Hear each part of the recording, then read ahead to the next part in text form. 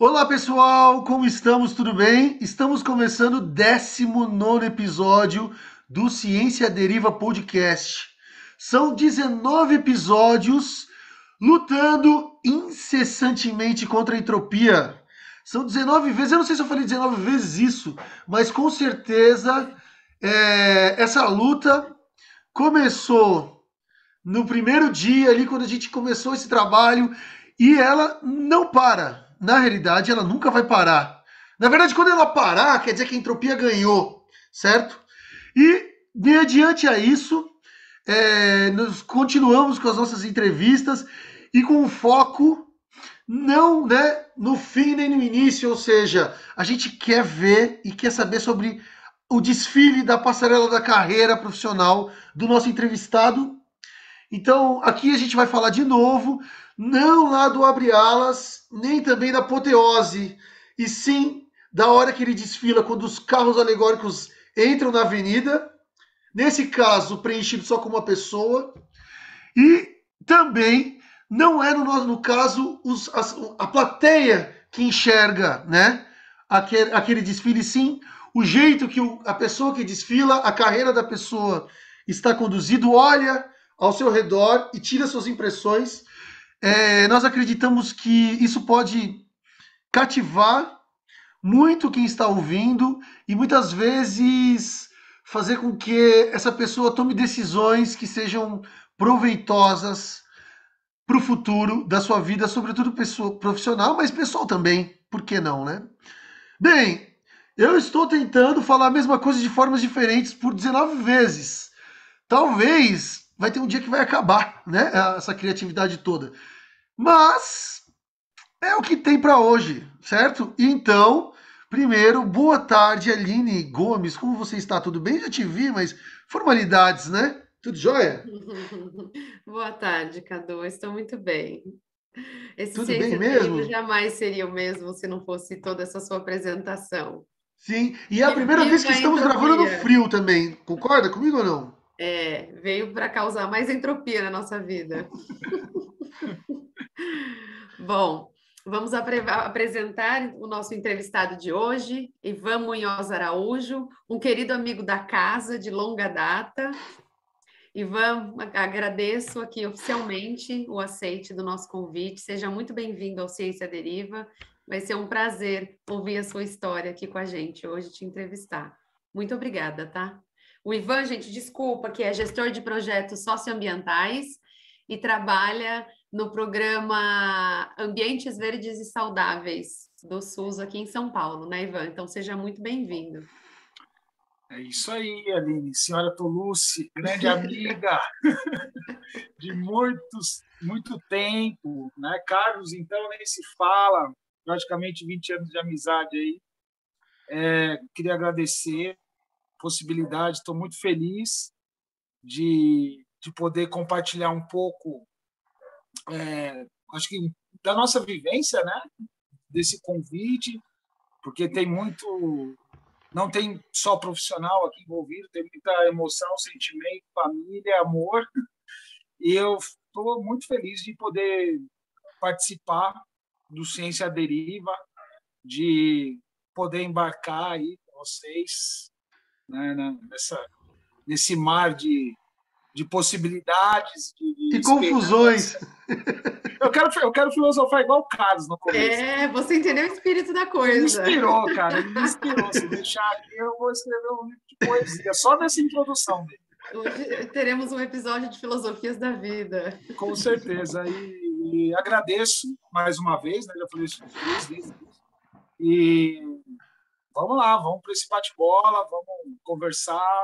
Vai ser muito importante para mim também poder compartilhar da minha vivência profissional, né? Da pessoal também, no que for cabível. E vamos que vamos. Vamos navegar aí. É isso aí. Ó, o Ivan já disse ali também, nós nos conhecemos, na verdade, eu e o Ivan, a gente se conheceu em 2002, né?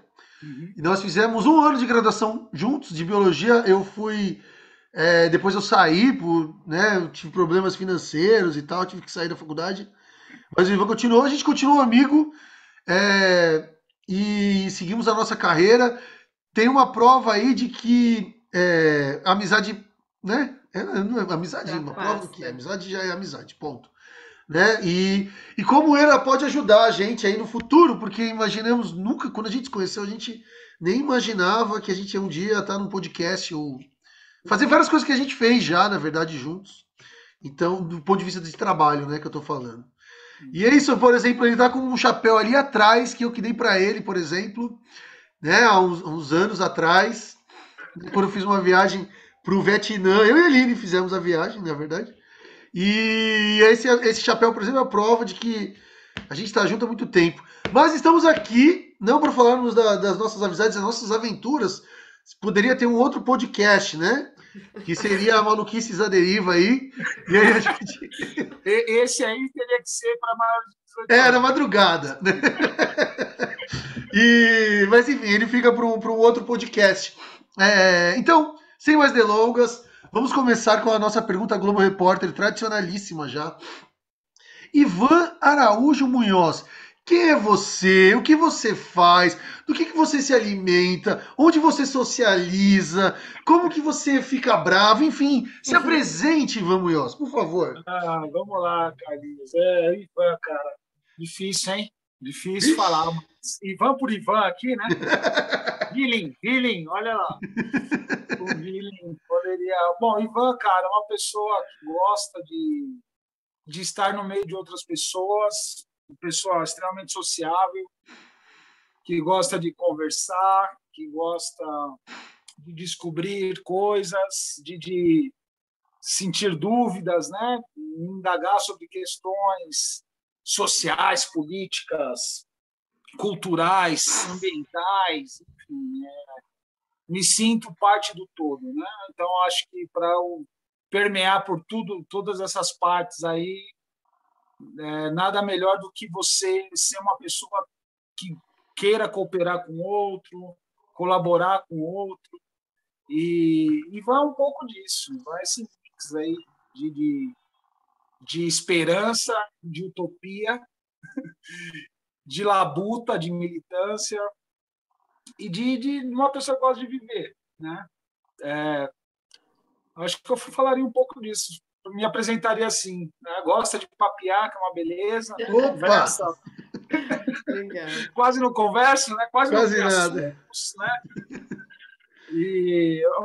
Ivan é um pouco disso. Ivan, no dia a dia, é uma pessoa articuladora, gosto de conversar sempre e fazer parte de algo visando o bem-estar das pessoas, visando a melhoria de qualidade de vida. E é isso, é a troca. Eu sou muito uma pessoa da troca, da colaboração. Como Beleza. esse Ivan, que é tão social, tão conversador, tão simpático, se tornou um biólogo, um gestor de projetos? Conte a Nossa, sua caminhada para nós. olha ali. Como você decidiu, na verdade, fazer biologia, né?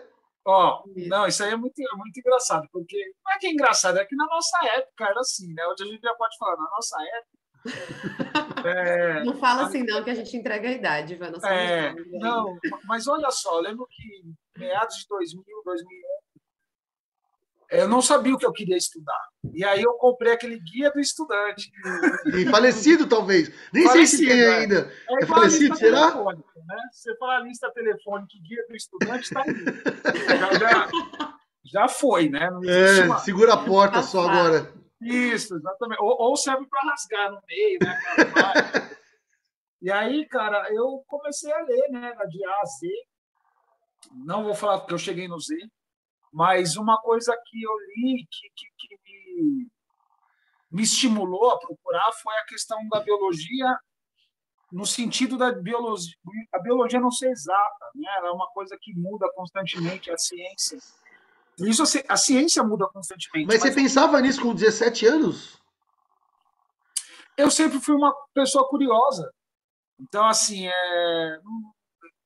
o exato sempre me incomodou.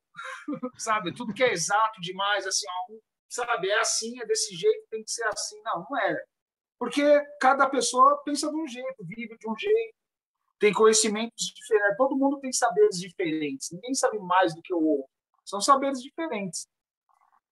E eu acho que entra nessa questão da troca, né? O que o Carlos sabe hoje, que o Ivan não sabe, e que o Ivan sabe e o Carlos não, que a gente pode somar e traduzir num novo caminho.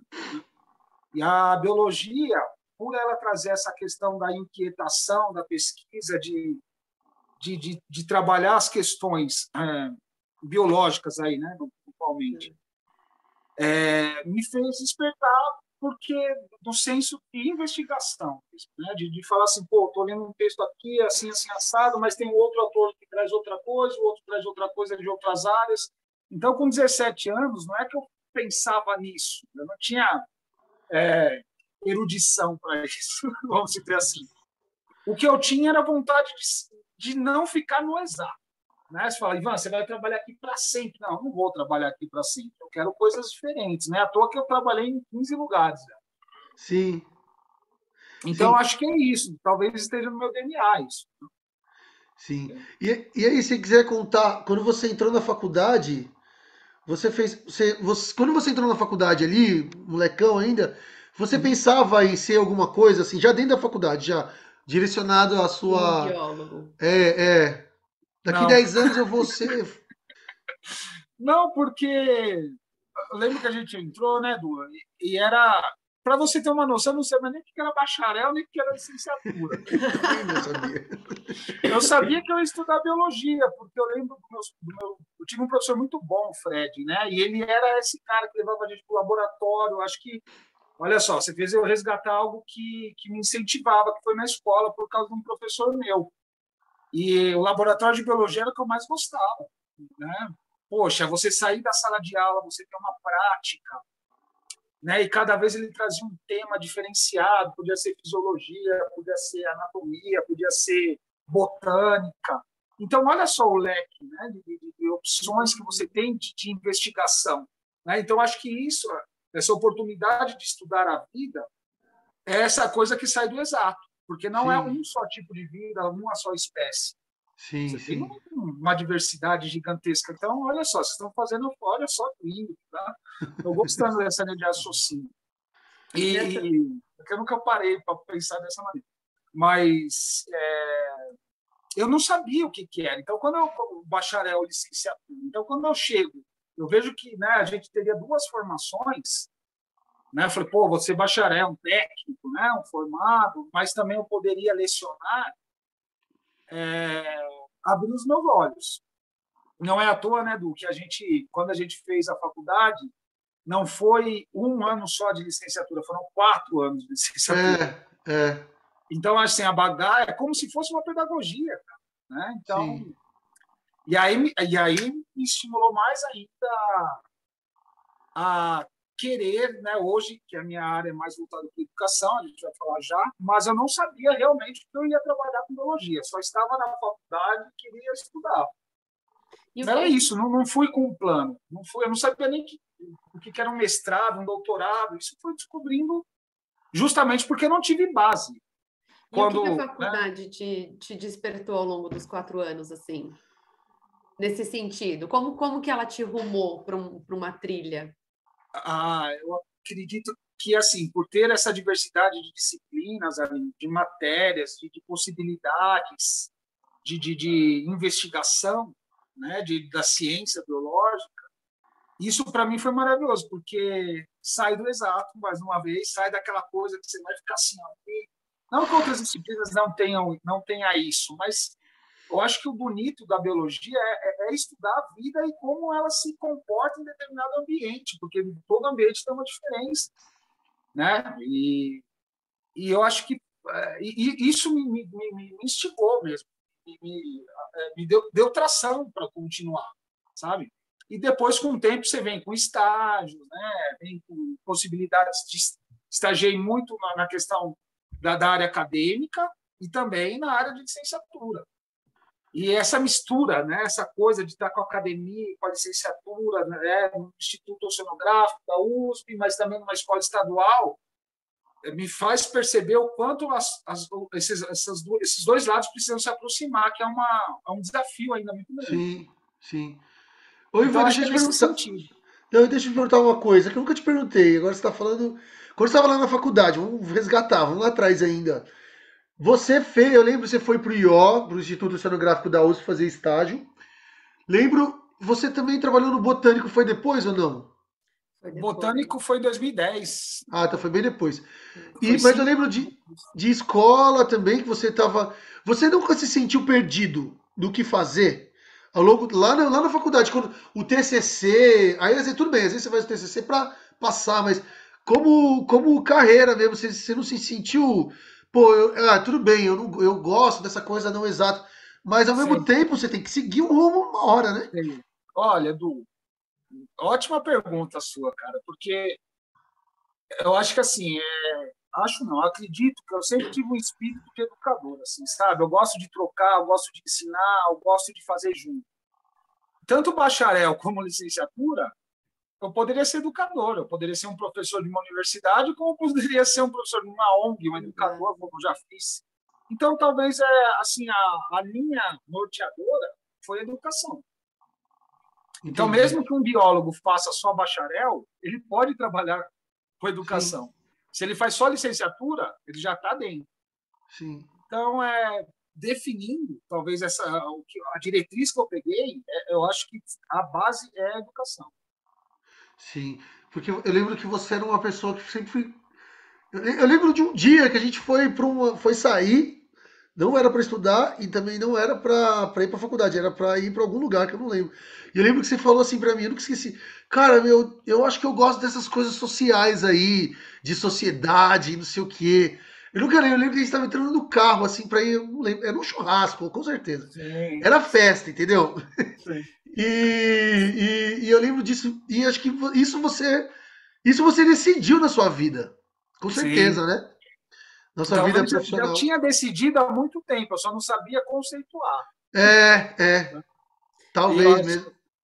e mesmo, olha só, mesmo não sabendo que era bacharel, que era licenciatura, mas sabendo que a biologia me atraía, né? Desde a época da escola, enfim, hoje biólogo formado, enfim,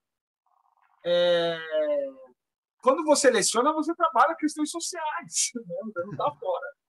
Não? Sim, Então, Sim. com eu certeza. acho que eu peguei. Hoje, Du, eu me vejo, hoje, e isso é muito louco, porque igual como eu comentei com você, estava conversando com uma socióloga esses dias, e, cara, o quanto está próximo, entendeu? Assim, o quanto a gente não pode fragmentar as coisas, não dá para ser a bolha da sociologia, a bolha da cultura, a bolha. Né? Hoje eu trabalho com política pública, eu vejo o quanto é necessário a gente fazer intersetorialidade. Né? Porque, às vezes, a pessoa que está ali na sociologia, só fica ali na sociologia, na assistência social, na cultura ou na saúde, eles ficam ali e a gente, outras áreas fazem as mesmas coisas, cara, e às vezes falta o diálogo. Falta Uhum. integração, Então, né? o papel da questão social, da articulação, ela é essencial para dar fluidez nessas demandas ou na execução de alguns trabalhos que às vezes fica paralelo, sabe? Não se conversa. Então, talvez eu acredito que essa questão minha de querer trabalhar com o social é a articulação, cara. E dentro de uma sala de aula você articula, né? Você consegue pegar uma linha que você possa fazer a pessoa. Você pode pegar uma linha conservadora de um tema, você pode pegar uma linha pragmática, você pode pegar uma linha transformadora. Sim, com certeza. Vai muito da articulação e do diálogo e do entendimento, da entrega do profissional também. Sim, sim. Oi, É, oi. e hoje o seu trabalho vai muito nessa linha, né? Uma parte de educação, mas uma educação direcionada totalmente à população, à sociedade. Você faz um Sim, trabalho que não é só ensinar dentro de uma sala de aula, né? Vai muito mais além sim. disso, é uma coisa aplicada. E Sim, aí, ela assim, pode pode falar. perguntar. Não, então eu queria assim, como que você se direcionou até você chegar nesse ponto? E aí eu queria entender o que é o seu trabalho em si, o que um Tá, gestor de projetos faz, sabe? Como que se tá. chega até aí? Tá, então, olha, eu acho muita experiência com a educação, né? Eu lembro que na faculdade eu dava aula, fazia estágio em escolas, depois eu saio, né, me formo, vou dar aula no estado, depois eu entro numa ONG como educador, depois em 2010 eu saio da escola e vou para o estudo de botânica, com a bolsa TT3 da FAPESP, só que eu não me encontro, entendeu? Eu começo a ler muita coisa de educação ambiental e eu começo a me identificar, uma questão de identidade. Mas o próprio botânico que você estava fazendo com essa bolsa TT3, você via educação ambiental, mas você sentia que não... Não, era técnico, cara. Trabalho de campo, eu trabalhava com fitossociologia, dendrometria, fotossíntese, nitrogênio, era uma coisa muito fechadinha ali dentro do setor, né? Que era biologia vegetal, fisiologia vegetal. Isso. E ali eu começo a olhar e falo, cara, eu lembro que eu prestei um mestrado, eu lembro que até meu orientador pagou para eu realizar a prova, não passei. Aí ele ficou meio decepcionado e eu falei, olha, não é o que eu quero, entendeu? Não é. Eu não vou fazer uma coisa para me frustrar, sabe? Porque imagina a entrega do meu trabalho frustrado, sabe? Sim. E aí eu saio de lá e aí trabalho no SESC como educador, com questões socioambientais. Aí eu começo a alinhar, a ver possibilidades. Eu falei, cara, é isso que a gente tem que trabalhar, que é uma visão mais transformadora, né? Sai do conservador ou do pragmático. O que você quer dizer com isso, Ivan? Desculpa. O que é essa que foi trabalhando no SESC que te abriu a cabeça assim? Isso. Lá era uma exposição que chamava Energia. E aí trabalhava. Desculpa, Ivan. E aí lá era como se fosse uma exposição, então você tinha uma trilha, né? Então você começava lá dos primórdios, desde o fogo até a energia nuclear, assim, sabe? Ah, era sobre energia. Isso, chamava Energia. E aí, assim, não tem como você não falar. Se eu falar de um modo, por exemplo, pragmático, só vou falar assim: usamos a energia, consumimos a matéria-prima e transformamos um tipo de material em outro. Então, eu só foco em questões de recursos que a natureza me dá. Sim. Certo? Isso é pragmático, isso eu sei o que acontece e talvez depois eu penso em remediar o impacto. Então, é como, sabe, uma coisa talvez até linear. Quando você fala conservador, você pega uma coisa de aprazível. A natureza, o mar, a água, vamos abraçar a árvore, né? E você não coloca a questão social, que é aí que entra o socioambiental. Porque eu só consigo mudar tudo isso que eu estou falando. Se eu não colocar a questão social, cultural, política... Não muda nada. Não, mas eu não estou falando que essas outras duas linhas estejam erradas. Elas podem ser trabalhadas na educação ambiental dependendo de onde você quer chegar. E aí é o que eu te falo. Qual é a concepção do educador ou de quem quer passar essa informação e como a pessoa que está recebendo vai entender? Porque se eu não colocar a questão social, eu não ligo o homem à natureza, ele faz parte, poxa. Ele precisa entender o que ele precisa de lá, como que ele tem que conservar para continuar recebendo aquela matéria-prima. E aí entra uma questão de justiça, equidade, né, racismo ambiental, que é uma coisa que está em voga e que a gente... Pô, é saneamento, sabe? É uma questão de saneamento, a gente fala disso há muito tempo. Então, Ivan, o que é o racismo ambiental que você disse? O racismo ambiental... Primeiro é uma questão de entender o que é racismo, né? O racismo não é uma questão de cor ou de raça, né? Só, né? Porque quando você fala, aí que está a concepção, né, Aline? O que eu entendo por racismo? Se você perguntar para qualquer pessoa, fala cor de pele. E não envolve só isso. O racismo é quando uma sociedade, sabe, deprecia a outra ou expolia a outra, assim como a escravidão, né? Enfim, se eu falar, por exemplo, de um chinês ou de um mongol, dependendo da forma que eu falo, dessa questão das etnias, eu posso estar praticando o racismo. E aí entra a questão socioeconômica, sociocultural, né? Se eu depreciar uma cultura de matriz asiática, eu posso estar falando de racismo também. Por exemplo, aqui em São Paulo, onde nós moramos, por boliviano, que virou... Sim. Você não sabe se é peruano, se é boliviano, você não sabe... Mas você fala que é boliviano... e você deixa isso de forma pejorativa mesmo, né? Cara, para mim o racismo, eu defino o racismo como quando você rouba a identidade, quando você aponta a pessoa sabe da identidade dela, dos valores e dos princípios, e alguém chega aqui e quer roubar e fala, você está errada. Assim como fizeram com os escravos, né? O cara chegou, pegou, levou lá. Mudou a história completamente. Com tudo, Mas entendeu? quando você fala racismo ambiental, é racismo. O racismo ambiental é a questão de você. Por exemplo, quem é que mora a maioria da população que mora nas franjas da cidade, na borda? Se a gente for fazer um estudo socioambiental, sociocultural, socioeconômico, a gente sabe que aí a história mostra para a gente que a partir do momento que existe a abolição, entre aspas, eles são jogados e eles vão para essa margem, que é uma margem onde não chega o quê? Por exemplo, saneamento. Então, se eu moro num ambiente degradado, não saneado, existe também essa questão de entender quem é essa população que está e as condições que ela vive. Então, quando eu falo de ambiental, ali, não é só a questão ecológica, é a questão ambiente familiar, o ambiente cultural, o ambiente político, como que essas pessoas vivem ali numa condição degradante. Sabe o que aconteceu em Niterói? Foi essas chuvas que tiveram, que acabou com tudo. Não, você está falando perdão, só para de Teresópolis. Isso, eu não sei se é Niterói, desculpa. Petrópolis, foi, né? Isso. Se eu for ver as condições das pessoas, fazer uma investigação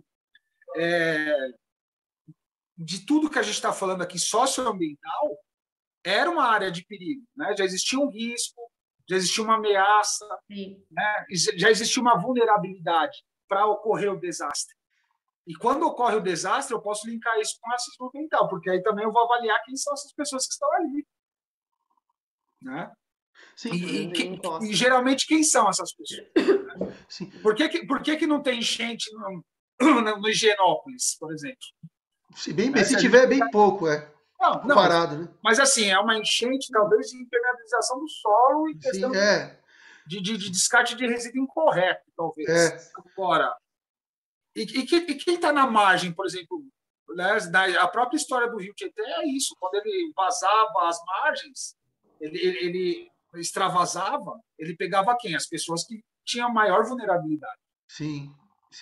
Então, elas sofriam essa questão. Ficou claro? Eu não sei se está claro. Eu acho que ficou. Eu só queria entender o termo racismo ambiental. Eu não tenho tanta propriedade. Tá, Aline? Não, mas ficou claro. Eu estou começando a estudar também, mas se você pegar uma coisa com a outra...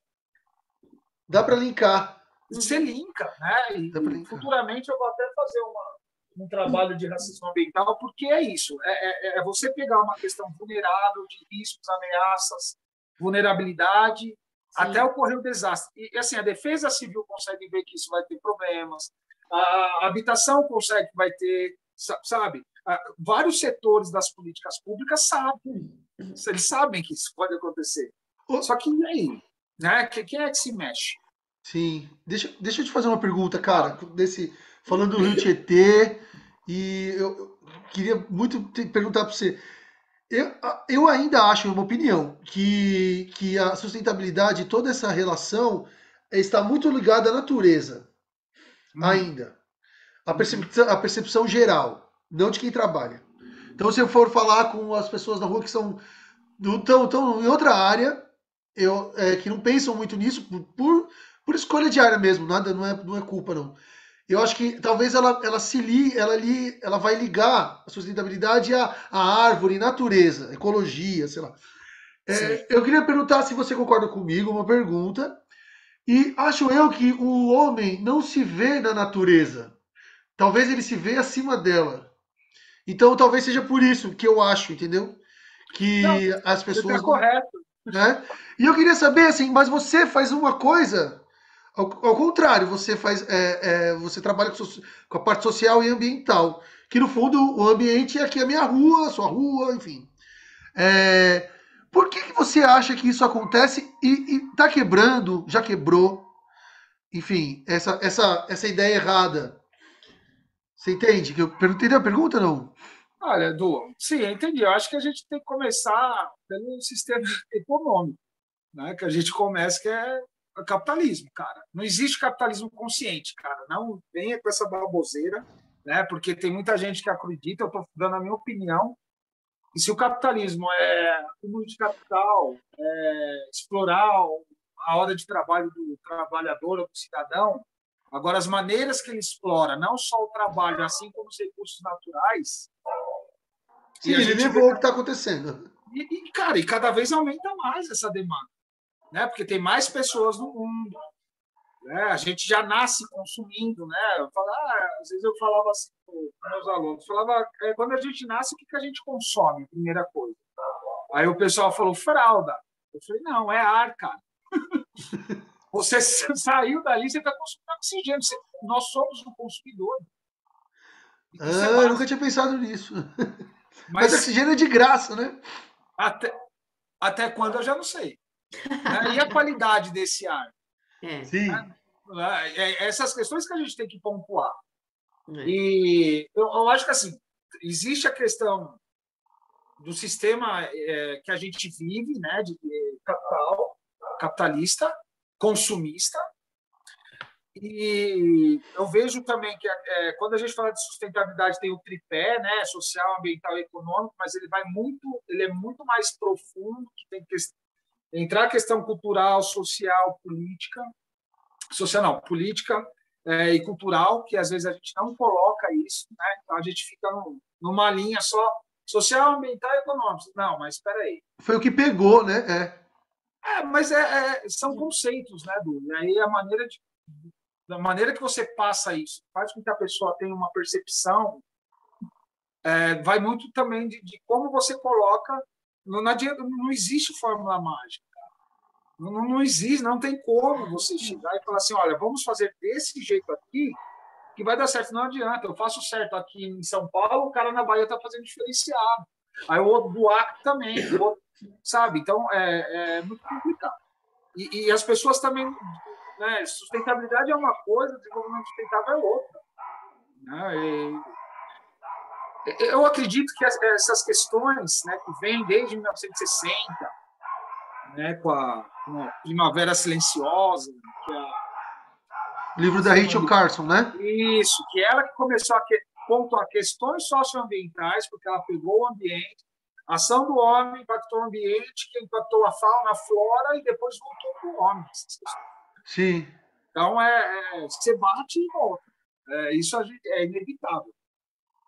E quem vai sofrer mais com isso são as pessoas mais vulneráveis, cara. Isso aí está dado, haja vista tudo que está acontecendo aí de desastres né, ambientais, enfim. E aí aquecimento global, mudanças climáticas, isso aí tem voga, isso aí a galera está falando. Doenças, né, cara? Mas aí é que tá, né, cara? Como que a gente consegue medir se está existindo diferença ou impacto positivo? A gente está vendo só o negativo. A gente traz questões para mitigar esses impactos, só que você é muito local, assim, é muito pequeno. A coisa tinha que expandir mais, mas como que você mexe numa política de capitalismo global, por exemplo?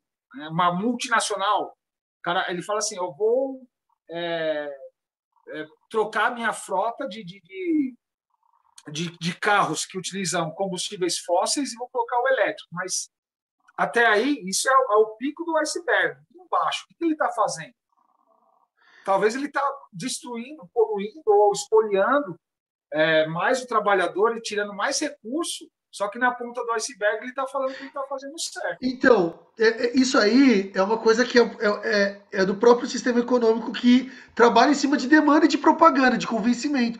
E é Isso é uma forma de desdobramento. você Exatamente. vender a sua marca dizendo que você é sustentável. Isso é muito claro. Tinha banco que fazia isso. Ele pegava o papel que você ia colocar o depósito e aquele papel ali era reciclado. Só que com certeza, se você fosse pegar um documento, então o resto o 99% dos papéis não seriam, entendeu? Não, exatamente. Se a gente pegar os materiais que são recicláveis de fato, cara, 90% do que a gente separa não vai acabar num aterro. E isso se acabar no aterro. Né? Então, existe também um mercado. Né? Qual o mercado, por exemplo, da reciclagem? Qual o tipo que mais vende? Será que o copo plástico descartável que a gente pega num consultório médico ou a gente toma um suco numa lanchonete, será que esse copo é reciclado? Mas o que é vendido para nós? Que é. Então, generaliza. É tudo muito generalizado. Ninguém quer se aprofundar nessas questões. Assim como na questão social, por exemplo, por que um catador é um catador e ele não é um agente ambiental? Né? Por que não profissionaliza esse cara? Esse cara faz mais do que muita gente. E aí fica invisível. É tudo. Quem que faz isso? Para mim é o capital, gente. Cara, não. Deixa o cara trabalhando lá na precariedade, na carroça dele. Ele vende para nós o alumínio. Tá bom, cara, mas qual o problema de dar dignidade para esse cara? Né? Então, assim, é uma falácia. Eu acredito que tem pessoas que trabalham com certeza com a sustentabilidade no seu âmago ali, na questão que ele quer ver uma transformação, uma justiça, uma equidade. Só que a gente tem os poderosos, os grandes, né? Grandes empresas que vão velar isso de alguma forma, que a gente chama de greenwashing, né? Que é aquela coisa assim, né? Que é aquela coisa que é a pincelada verde lá que o pessoal fala. Eu mostro. Se for atrás disso, o cara vende sustentabilidade da melhor maneira possível. E aí eu trago outra coisa, o quanto a ciência está sendo banalizada. Porque o pessoal assiste TikTok e acha que sabe tudo, cara.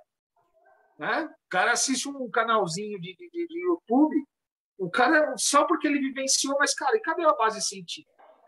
Não dá, a gente não pode deixar morrer a questão da academia, por isso que ela precisa chegar. E hoje a gente está numa situação que cada vez mais se nega a ciência. Então, cada um faz o que quer, gente. Você pega os TikTok da vida, os caras falando, filosofando, falando de psicologia, o cara não acabou nem o ensino médio. Sabe, não tem base, não tem, ele acha que ele pode falar ali. Eu não estou falando que ele não pode. Mas se você aprofundar a questão com o cara não vai saber desenrolar. Ele não vai saber te trazer alguma solução que quem estuda somos nós. Que é o cara que faz a faculdade, o mestrado, o doutorado. Não estou falando de meritocracia. Estou falando o quê? A gente não pode banalizar a ciência. A gente não pode banalizar o tempo que a gente estuda. O cara fala de educação ambiental, o cara fala, faz uma horta. Cara, isso não é educação ambiental. Eu sinto... Tem finalidades, né? Eu sinto assim que está acontecendo uma coisa... A gente está perdendo... Com a ideia de ser multidisciplinar, que você começou falando aqui, que é uma ideia excelente, a gente está banalizando... A gente pode achar que todo mundo pode ser multidisciplinar, assim... Todo mundo é capaz de ser multidisciplinar. E que, na verdade, não é isso. Você tem que saber o que você conhece, respeitar o que o outro conhece, né? Os outros conhecimentos. Claro. Aí a interação está ali. Não é uma pessoa agora assumir, entendeu? Todo aquele conhecimento que a pessoa não tem nem tempo de ter, né? Porque o conhecimento que a gente teve ao longo dos anos começou a ficar segmentado. Exato. Não é de hoje, entendeu? É o que eu começo falando, né, no início da nossa entrevista aqui, do nosso bate-papo. Existem saberes diferentes, a gente tem que trocar. Né? Existe o conhecimento, talvez, do cara que é do campo, o cara que é da indústria, o cara que é da academia. O que a gente não pode, penso, é achar que é fácil. Assim, sabe, cara, eu vou trabalhar com educação ambiental e vou fazer uma horta aqui de fitoterápicos aqui. Vamos fazer sustentabilidade, faz uma horta aí. Aí o cara planta uma espécie, a cavalinha, por exemplo. Aí ele tem pressão alta, aí ele toma a cavalinha porque ele escutou, viu no YouTube, alguém do TikTok que falou que cavalinha era bom, e aí ele toma o remédio dele para baixar a pressão, tem interação medicamentosa, o cara vai morrer, cara. Baixa mais ainda a pressão cruzada, você está entendendo? Então, o que é como educação ambiental? Como eu faço uma educação ambiental com horta? Por que só ir lá e plantar a cavalinha não é fazer educação ambiental? O que é? E explica o que é ser um educador também, aproveita aí. Cai naquela questão, né? O que é conservador, o que é pragmático e o que é transformador. Se eu trago uma questão de produzir uma horta, pensando em alimentação saudável, eu preciso pensar o porquê que eu quero fazer aquilo, para quem, como e onde. Existe uma demanda, né? Existem várias empresas que falam, temos dinheiro para investir numa horta. E aí vem de cima para baixo. Às vezes a demanda que ocorre no território onde ela quer fazer essa horta não é isso. Só que os caras chegam com grana, investem e faz. É a publicidade da coisa. Precisa Então, mostrar, né? Mas e aí, horta é um jeito de todo mundo ver. Exato. Mas aí, voltando para a questão da Aline, né? Como eu falei, se eu trabalhar a educação ambiental só no sentido de falar o que é bonito, o que é bacana, que eu tenho que estar próximo, eu não coloco o social. Se eu não colocar o social no meio, não é socioambiental. Não é uma questão transformadora de a gente fazer um mutirão ou criar uma rede de pessoas que queiram fazer aquilo. E aí, a educação ambiental, quando você entra no social, você entende diversos ambientes, você sai só do ecológico. E qual que é a concepção das pessoas de ambiente? Você fala meio ambiente para qualquer pessoa, o cara vai falar assim, macaco, árvore e rio. Porque isso está associado com a natureza, que vem de programas antigos, National Geographic, por exemplo. Só passa negócio de animal. O cara acha assim, aquilo é meio ambiente. E o ambiente da sua casa não é o meio ambiente? O ambiente de educação não é um ambiente, né? O ambiente familiar não é um ambiente, é um ambiente social. Você tem o social no meio desse ambiente. Agora, se eu chegar e falar assim, vamos plantar 1000 árvores e não contextualizar, que é importante porque é necessário para melhorar o microclima, porque vai trazer avifauna, então você tem que pegar as partes, né? Apontar os objetivos, fazer ação, e depois avaliar se isso contempla uma educação ambiental onde o cidadão tem pleno conhecimento da ação que ele está fazendo. Agora, plantar por plantar fica na coisa conservadora ou pragmática, e não transformadora. Sim. Isso é muito importante. Muito, muito. Porque senão você vai, ensina e acaba aquilo, né? Falar, tá bom, então, eu tenho uma horta, e aí a pessoa não tem utilização em nada daquilo que a vida dela. Aí ele pode falar assim, né? Falar, estou comendo uma coisa que é muito vendida. Algo sem agrotóxico. Ótimo. Beleza.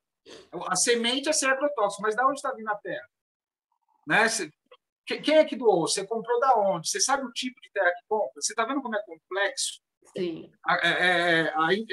A educação ambiental é complexa, gente. Né? Não tem como eu falar assim, vamos pintar um pneu, porque a gente está tirando um resíduo que estava jogado a esmo no lugar errado.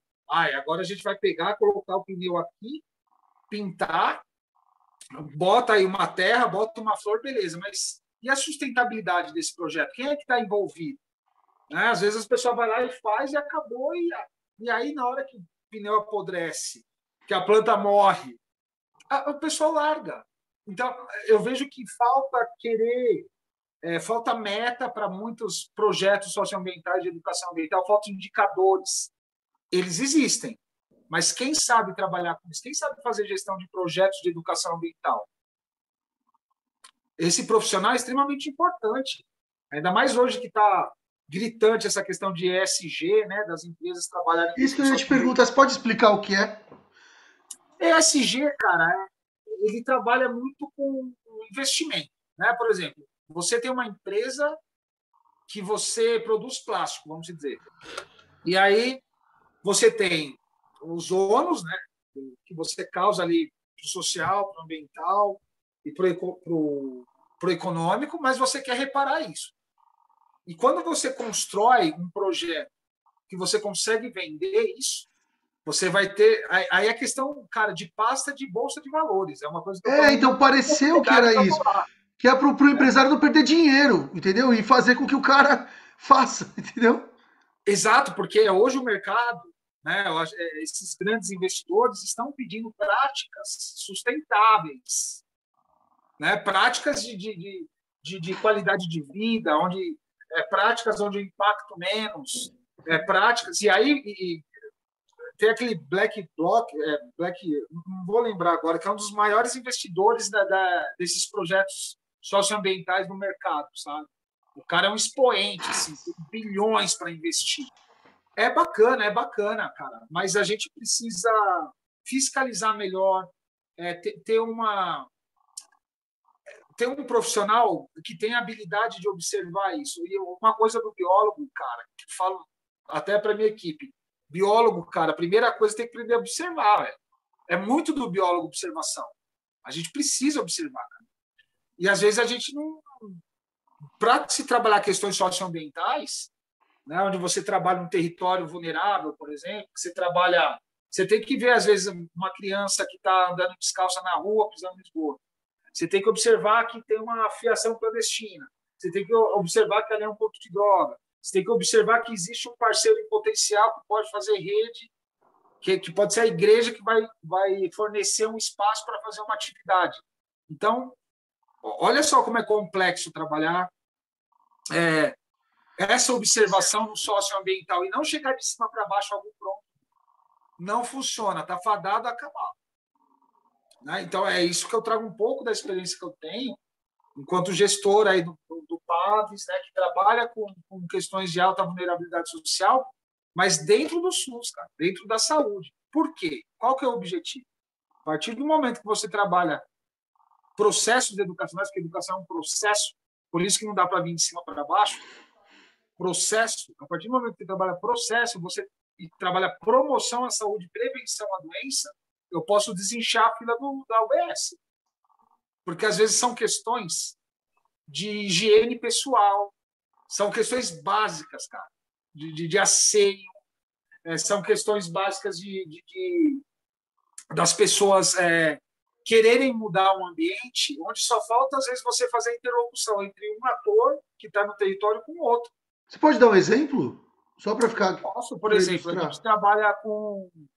Tem muito, aqui na Zona Norte, tem muito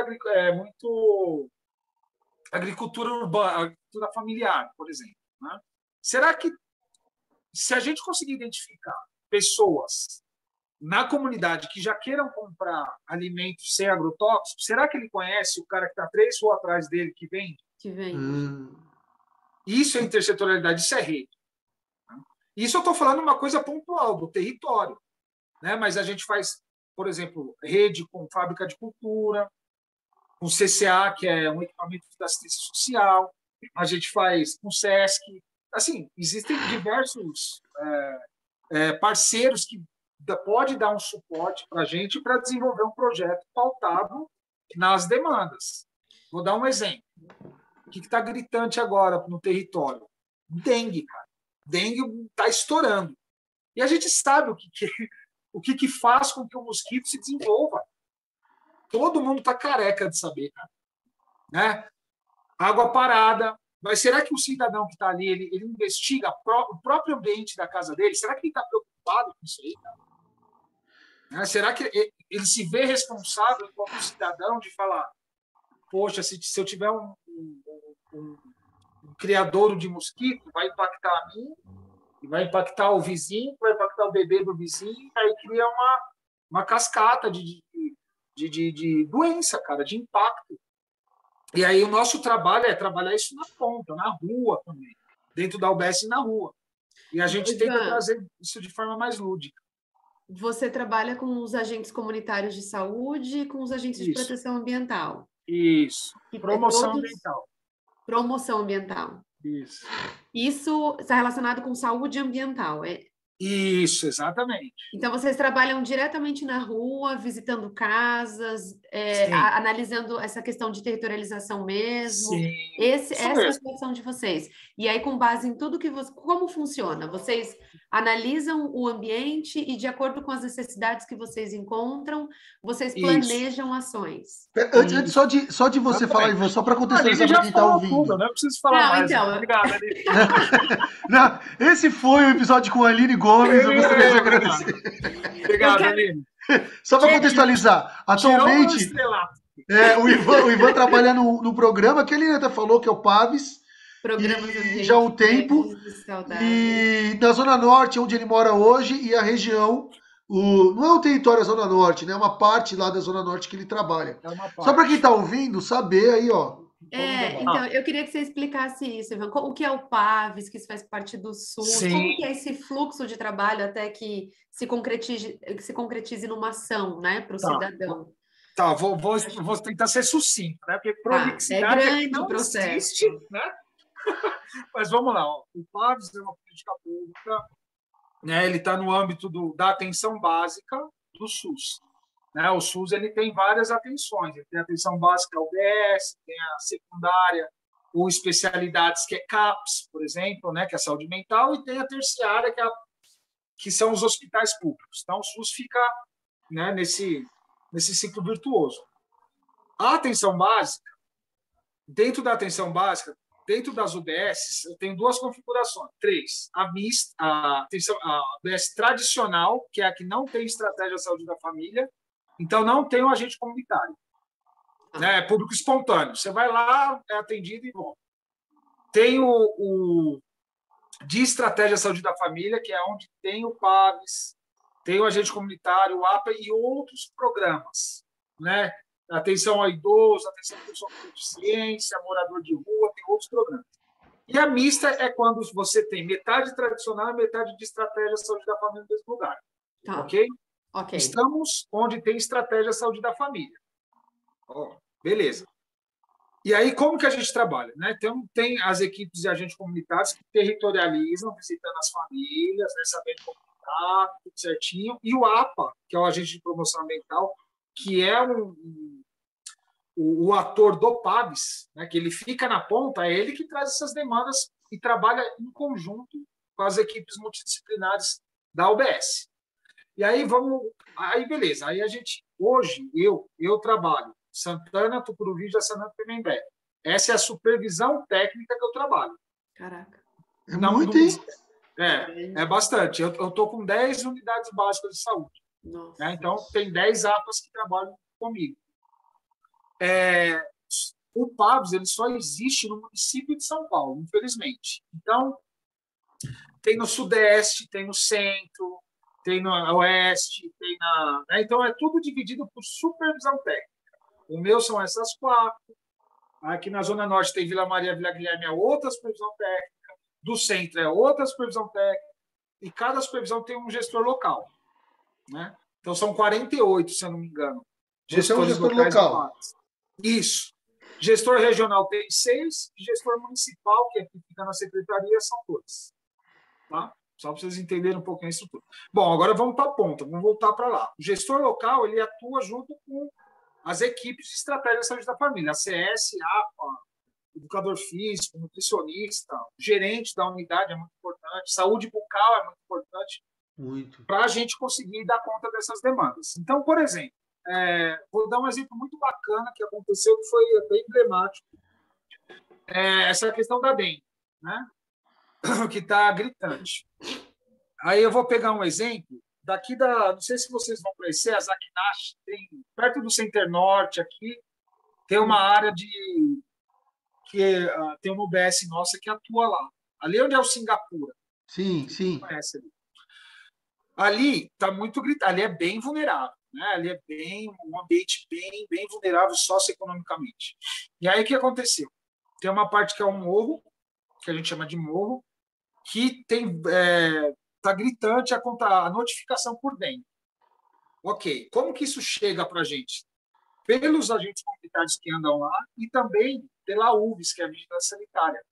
Então, o PAVES trabalha com outro equipamento, ou um outro serviço do SUS, que é a vigilância. E aí, de forma lúdica, né, o que a gente pensou? A UVS tem fantasias do mosquito da dengue, dengoso. Dengoso. E aí o que acontece? Os agentes da UVS, junto com o APA e os ACS, aí eles montam o dia, o horário, como vai ser, quanto tempo dura, e levaram essas duas pessoas se fantasiaram e levaram panfletos, brincaram com as crianças, reforçaram com os adultos. Então, é uma forma lúdica de você levar uma informação que não depende só da saúde, mas sim do cidadão. Sim. A gente sabe que ele está vulnerável, a gente sabe que talvez vai ele não vai se ver como responsável daquilo, mas é um trabalho que a gente tem que reforçar sempre, que não depende só do poder público, dos serviços de saúde, mas também do cidadão. Então, isso é um dos exemplos, né, que a gente tem, que é cultura e comunicação, biodiversidade, são temas que a gente alinha com a ação. Né? Um outro projeto que a gente tem de horta em Caixote, né? Hortoterapia, a gente está trabalhando com saúde mental. Então, os próprios moradores, né, do CAPS mexem ali na horta, já estão colhendo o próprio alimento para eles cozinharem. Então, a gente tem essa questão da segurança alimentar, da autonomia, para eles produzirem. Mas, você entendeu? É tudo alinhado com questões de saúde, com demandas de saúde. E aí a demanda do território, né? Isso, com demandas que estão acontecendo ali. Não são atitudes aleatórias. Isso, né? Não tem como eu falar assim, gente, a gente vai fazer oficina sei lá, de horta suspensa. Entendeu? Mas, cara, será que é isso que ela quer? Será que é isso que está Eles têm onde pendurar as coisas? Eles têm onde pendurar. Isso é atrativo, por isso que o diálogo é importante, uma reunião de planejamento é importante com os gerentes dos equipamentos de saúde. Parece muito complexo, e é. O SUS é complexo. O SUS é complexo, mas na hora que você vê a coisa rodando, você fala assim, cara, talvez o impacto, quer queira ou quer não, a gente causa um impacto. A gente consegue causar um impacto. Né? Mas não é do jeito que a gente espera, porque a gente cria expectativa, né? Você fala, vou mudar a realidade dessa galera. Não vai. Então tem que ter muito pé no chão. Né? Às vezes a gente começa a iniciar uma atividade, um projeto, né, com começo, meio e fim, e não uma ação pontual igual foi essa da dengue, e impacta no meio, a gente não tem recurso, ou as pessoas não querem mais. Né? Então, poxa, mas a gente está com diversos trabalhos, a gente está focando muito em criança, em CCAs, né? Centro de Criança e Adolescente, que é um equipamento da assistência social. Então, a gente está trabalhando muito a questão do território, a percepção deles, o que eles enxergam, por que isso é bom. A gente não está culpabilizando nada. A gente só está falando, perceba o ambiente que você vive, para quem sabe essa criança se torne um protagonista, uma liderança na comunidade. Ele seja um multiplicador de informações, de questões que a gente precisa trabalhar em rede. Né? Não é uma educação bancária, que eu chego e falo, é isso aqui. Não, é uma educação crítica reflexiva. Né? E que tem que ter sensibilidade, né? Para observar e entender. Exatamente. É porque, assim, se um dia eu pudesse mostrar a grandeza, a nobreza do nosso trabalho, o tanto de coisa que a gente faz, sabe, é muita coisa, é muito interessante. E é papo para 10 horas aqui, mas, cara, infelizmente eu falo, o Pavos é municipal, a internet só está no município de São Paulo, e dependendo de onde você for, dentro dessas regiões, né, norte, sul, leste, centro, oeste, o gestor, o Pavos trabalha de formas diferentes. Sim. Tá? Infelizmente, não tem uma padronização. Mas tem que ser assim, não tem, Ivan? Porque se é de acordo com a necessidade do local, não tem que ser ações iguais, né? Não, mas o que eu quero dizer é o seguinte, Aline, as ações educativas, elas ocorrem. Ações pontuais ou projetos, né, com um cronograma de ações dentro desse projeto. Isso está dado. Isso é algo que o programa puxa. Como a gente está dentro de uma parceira, que são as OSs, que administram os serviços públicos, né? São empresas que ganham licitação para administrar. Isso, e repassa e contrata, né? Eles contratam médico, enfermeiro, Você, por exemplo, é contratado por uma OS, por uma empresa. Eu sou de uma OS, o centro é uma outra OS. Você não é um funcionário público, né? Você é de uma empresa. Eu sou um CLT que trabalha com política pública. Então, é como se eu fosse, mas eu sou CLT. Mas não configura concursado. Não sou isso, é a única coisa que não sou concursado. Assim como um funcionário público pode ser exonerado, eu posso ser demitido. Tá. Né, são questões de semântica aí, talvez. Mas cara, que papo da hora, né? Que é tanta coisa que vem na cabeça. E aí, eu vou voltar lá para o SESC. Quando eu começo a trabalhar com questões socioambiental, aí eu entro. Isso foram 4 meses. Então, eu consigo observar. Eu consugo. Eu consigo, né, que trava, eu falo tão pouco que trava a língua. Né? E aí eu consigo, cara, perceber o quanto é importante a questão da educação para se perceber o contexto histórico. Cara. A gente precisa entender a história para pegar o recorte de hoje e falar, cara, isso acontece há 300 anos e até hoje a gente não sai desse gargalo. Né? Por que, né? O que acontece? Quais que são as dificuldades, né, cara, que acontece? Enfim, aí eu entro no Paves em 2012, na Zona Sul. Eu entro como gestor, mas eu era muito mais educador lá do que gestor. Né? Eu não tinha os APAs, eu que ia nas UBS, articulava e eu que executava, né, as atividades. Aí fico lá 4 anos, até 2016, depois eu saio, tenho a oportunidade de trabalhar no SESI como técnico de responsabilidade social no interior de São Paulo, então, né, Sertãozinho, Ribeirão Preto, conheço umas 20 cidades ali dando consultoria em usinas, cara, e a gente começa a avaliar o quão diferente é o estilo de vida, isso a gente já sabe, né? Mas o estilo de vida, a cultura, como é... Cara, não dá para comparar esse ritmo e o que se acredita, o que se espera numa cidade grande perto de uma cidade Então, deixa eu fazer uma pergunta, vou pequena. cortar você. Mas o que você acha que a pessoa que está na cidade grande ela é mais aberta? Ou ela não tem nada a ver com abertura, tem a ver com outra coisa? Du, eu não. Talvez uma pessoa possa morar na cidade grande e ser tão tacanha ou tão tímida como alguém que mora no interior, né? Mas acho que o ritmo da cidade ele impõe ali a maneira como a pessoa vive, cara. Cultura, principalmente. No interior você vê uma coisa cultural que vem de muito tempo. Por exemplo, lá como eu trabalhei muito em usina, você via assim, por exemplo, o cara que entra numa usina com 14 anos e sai com 70. Entendeu? Entendi. Então, às vezes, o cara ele vive mais dentro da usina, mas a família dele é a usina. Quando ele sai, ele pega uma grana e, às vezes, ele não consegue dar conta, ele não sabe o que ele faz, cara. Ele não abre um negócio, porque ele não vê outra coisa, ele não tem uma visão holística. Para ele, é Entendi. aquela coisa só e pronta. Isso é uma questão cultural. Isso é uma É, questão que muitas cidades do interior de São Paulo têm, assim como no Brasil, acredito. sim.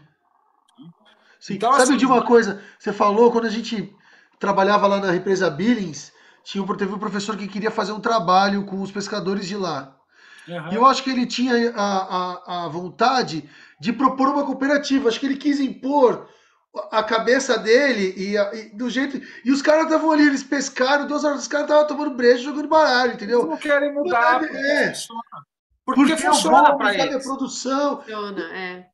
Ele começa a Funciona, trabalhar às fala, 5 da tarde, ele pega os peixes que para ele já é suficiente para vender e é isso aí exato. mesmo, Ponto acabou. A gente final. não. E assim, se a Isso é um gente pouco for ver, colonizador, entendeu? Se você parar pra então, pensar. mas, cara, qualidade de vida tem esses caras, sabe?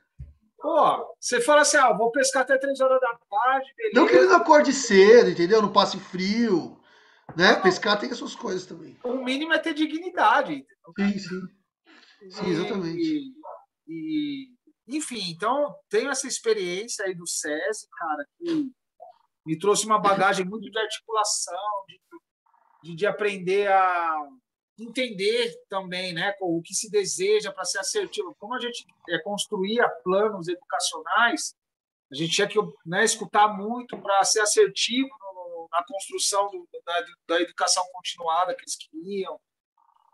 E aí eu volto, né, em 2020 eu volto para São Paulo, aí fiquei de março até setembro desempregado, pandemia também, né? Eu lembro que eu entrei numa ONG que trabalhava educação ambiental através da fotografia, né? Eu achei bem interessante, mas é que tá, né? Que tipo de educação? Né? Se é pragmático, se é conservador ou se é socioambiental. Eu estava escutando, estava lendo esses dias que Tem uma pesquisadora que definiu que a educação ambiental tem 15 linhas, cara. 15 linhas? Como se fossem essas que eu falei, sabe? Uhum. Mas as macro tendências são essas 3 mesmo. Sim. Onde você mais vê ou conservador ou pragmático, que é tipo gestão ambiental, sabe? Diminui o recurso é a madeira. Madeira faz papel. Então vamos utilizar os 2 lados do papel? Sim. Tá. Todo mundo compra. É uma mudança cultural, né? Aí, economicamente, para a empresa é viável também. A pessoa pode levar isso para a casa dela e também começar a mudar e ser multiplicadora, mas é pontual demais, é só o papel. Sim. Entendi. Então, fica no pragmatismo ali, ó. Eu dou resolutividade para essa coisa. Mas e o resto? Então, no pragmatismo, você coloca a questão social já, só que você não desdobra para outras questões que também são gritantes, também precisam de resolutividade. O socioambiental, não tenho como fugir da saúde, da cultura, da educação, do transporte, da habitação. Né? Então, como no socioambiental trabalha essa questão? Por isso da observação, por isso do holístico, a parte do todo, né? O todo e suas partes. Então, essa complexidade está dentro do socioambiental, que eu enxergo onde está a transformação. E só a educação não faz tudo. Está provado. Só a educação não muda tudo, cara. Com certeza. Por isso que a gente precisa trabalhar, sabe, políticas públicas que estejam mais alinhavadas, costuradas, juntas, né, a rede. Por isso que eu gosto tanto do Paves, porque se não tiver intersetorialidade, os projetos não acontecem. Sim. Ivan, o Paves, ele está em todo lugar? Porque eu não vejo Paves aqui na nossa UBS, agentes na rua, não sei se não tem ou se eu desconheço. Estamos na Patriarca, aqui perto de Itaquera, em São Paulo. Se é UBS tradicional, não tem Paves. Eu acho que é tradicional. Se tiver agente comunitário de saúde, vai ter.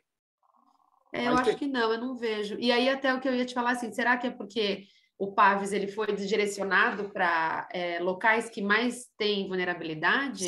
Sim. É uma tá estruturado dentro do Na verdade, Paves. não só o Paves, né? A estratégia da família, de saúde da família, ela é mais direcionada. Mas não que não tenha, por exemplo, no Morumbi. Tem. Tá, entendi. Tem, porque talvez a demanda ali, por exemplo, Aline, aqui a gente tem no Tucuruvi tem um bairro que chama Vila Nive.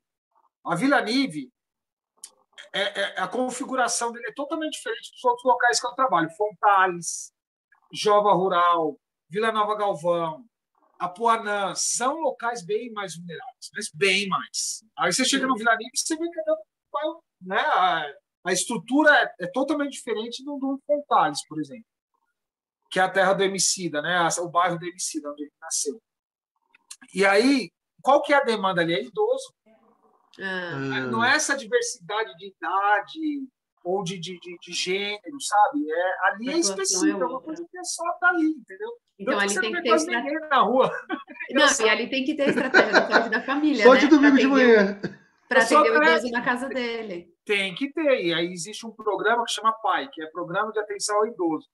Ali o pai tem que estar. Aí entra isso que você falou. Porque tudo isso é estudado, analisado. Mas a gente sabe que às vezes não dá, o Estado não dá conta. Mas que existe um programa, existe. Ô, Ivan, a gente já deu mais de 1 hora, né? E a gente precisa ir para o final. A gente já teve uma aula aqui, mas vamos indo para o final, tá? Tá bom. Então, eu queria te perguntar uma coisa mais geral.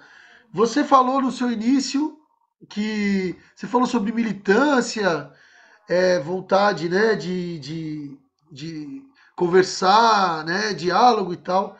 E aí a gente foi falando, você foi falando de que a educação ambiental muitas vezes ela está nesse modo mais pragmático. A gente falou que o sistema econômico, esse sistema não ajuda, mas no entanto é um sistema que a gente tem e não tem nenhum outro para propor, para colocar no lugar, não existe. Esse sistema ganhou lá, depois caiu o muro, ele ganhou. E ele, como disse a música do nosso querido amigo lá, o Caetano Veloso, ele cria e destrói coisas belas, né? A grana cria e destrói coisas belas, e é verdade. E aí você é um educador. E no mundo que parece que essa parte que você está tentando lutar, querendo mudar, não está ganhando. E você é um educador, como disse muito bem, está mais na quebrada, na periferia. Parece que você e as pessoas que estão lutando com você não estão conseguindo ganhar. E então, assim, você faz isso por quê? Por uma coisa pessoal? Ou não? Existe alguma coisa maior que o seu. Eu digo ego agora no sentido pessoal mesmo, não no sentido pejorativo da palavra, mas sim no sentido de autossatisfação. É isso que você Olha, está fazendo? eu acredito que assim, até o sistema capitalista ele começa no século XIII, É. né? Ele não é dado, ele não começou em 1950. E a globalização não necessariamente aconteceu no final do século passado, não necessariamente. Exato. E quando ele começa, ele talvez estaria perdendo alguma coisa, né? Então, se houve uma questão política ideológica que hoje está bem fundamentada e estruturada, que é esse capitalismo da exploração, da injustiça, da equidade, começou em algum lugar que não foi agora. E só que ela é muito predatória, né? Mas eu não sei não, eu não jogo para ganhar na educação, não tem essa eu ganhei, você perdeu. Acho que a gente ganha junto. Se eu consigo passar uma informação para uma criança que ela consegue perceber e ela faz parte de um contexto que ela não é nem mais nem menos, aí sim eu ganhei alguma coisa, né? Eu não quero jogar o jogo do capitalismo que é ganhar ou acumular coisas. E quando a gente fala, a gente ganha o quê? Né? Eu sou uma pessoa que eu gosto de ganhar qualidade, né? Não quantidade. Eu não quero ter coisas. Eu quero ser e viver coisas. Então, é uma coisa que é minha. Isso que faz eu levantar da cama, cara. Ir lá e trazer uma coisa para minha filha, ou levar para tuas crianças, ou para você mesmo. Né? Então, eu não consigo me ver fazendo outra coisa. Talvez seria um cantor, né? Mas eu não consigo. Tim Maia ia Tim mexer no Maia, né, túmulo, cara. Que cara? isso? Você Tim precisa de Maia umas boas deriva, né? aulas de canto aí, hein? Tim Maia deriva. Né? Imagina ele no banheiro aí tomando um banho, a vizinhança assim. Que isso, né? Mas não fui abençoado, né? Não foi, não foi, não Foi, foi. infelizmente. Talvez tenha sido para entrar nessa questão, porque a arte de educar é uma militância. É uma arte, é militância, é acreditar, é utópico. Então, é o que faz. Eu acredito, cara. Eu acredito no que eu faço. Eu tomo muita porrada na cara, mas na hora que você é reconhecido, e não por uma pessoa que está acima, mas é reconhecido para quem você está trabalhando, está junto. Né? Um diretor de escola, ou uma criança que vai e faz uma atividade, um idoso que te dá um abraço. Para mim, isso é ganhar. Aí eu sei que eu não perdi. Aí eu sei que eu estou no caminho certo. Agora, mudar o mundo, a gente não muda o mundo, a gente muda as pessoas, né? Paulo Freire já falava isso. Então, eu não educo uma planta, eu educo uma pessoa. Sim, com certeza. Então, Entendi. eu acho que é bem nessa linha. Né? Sou freiriano, você sabe, né? E o Paulo Freire fala muito da questão do capitalismo enquanto, né, uma forma de injustiça, mas ele também dá algumas formas de como caminhar através da educação. Sim. E eu tento seguir, e eu tento também criar, eu tento também disseminar. E isso aqui, as coisas vão acontecendo, cara. Quando você faz com amor, as coisas acontecem. Então, não quero jogar o jogo do capital. A gente precisa, eu preciso trabalhar, preciso ganhar dinheiro, preciso me alimentar minha filha, minha família. Dizer que não é mentira. Não, mas né, não é à toa que vem essa questão do ecossocialismo, agroecologia, são coisas que eu não vou ver agora. Nem você, talvez, e nem a sua filha e suas filhas, cara. Talvez daqui 200 anos isso seja algo que vai dar certo. Então, tem que começar de algo e não se acomodar. Acho que o que eu faço é não estar acomodado.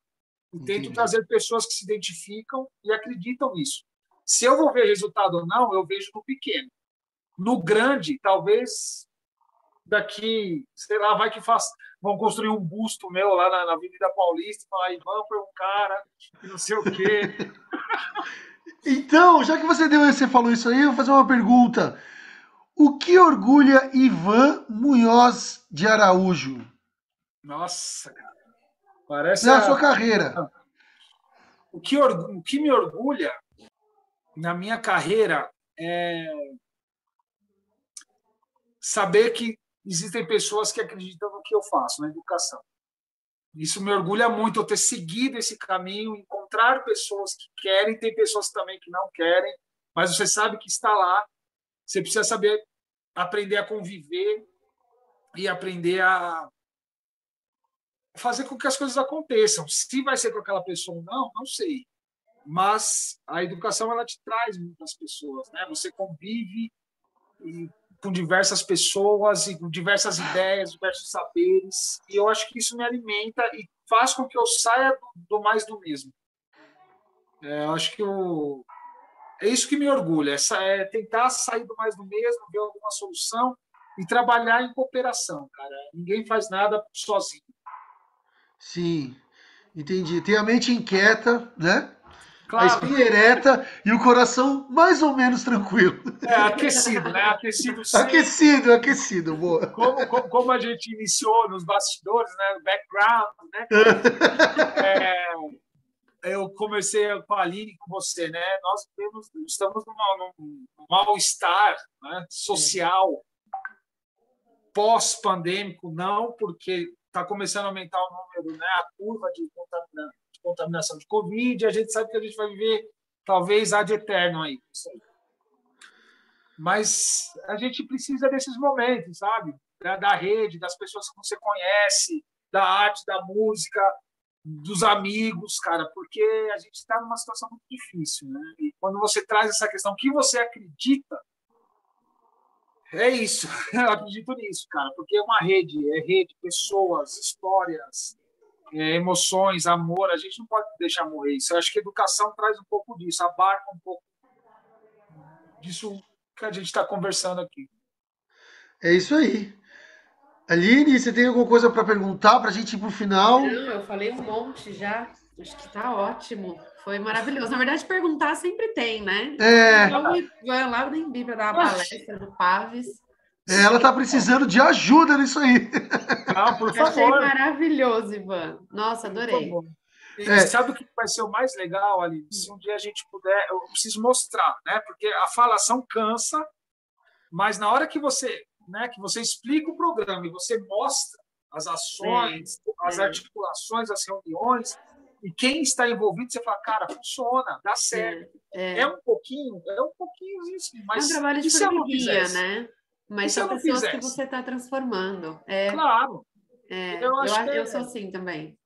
Não, mas a gente tem que conversar mais, eu preciso explicar melhor, porque o meu papel no Paves é dar visibilidade para esse programa. Eu me vejo assim.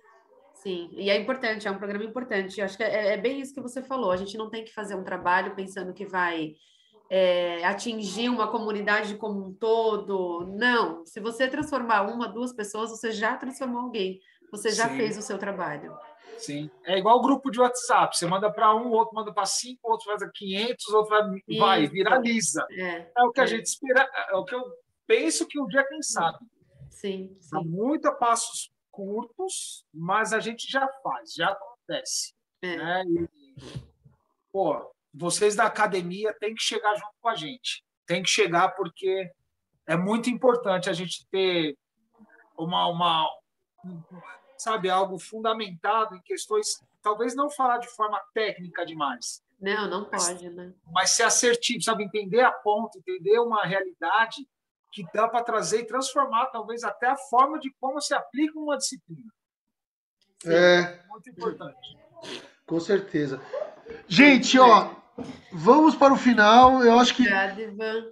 Muito obrigado. Para quem é aluno... Eu amo vocês sabem. Nós também te amamos. Foi um prazer. Ixi, não dá nem para falar que não, né?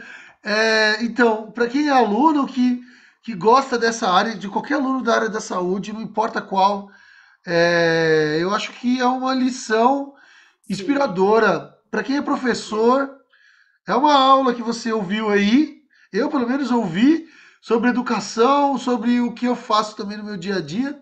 Quando que eu estou fazendo essa pragmática aí que você acabou de dizer, por minha culpa, por culpa do lugar que eu trabalho, enfim. Ninguém tem culpa, né? A gente está aprendendo, a gente está aderindo. Ou por pura ingenuidade, às vezes, e às vezes muitas vezes acontece.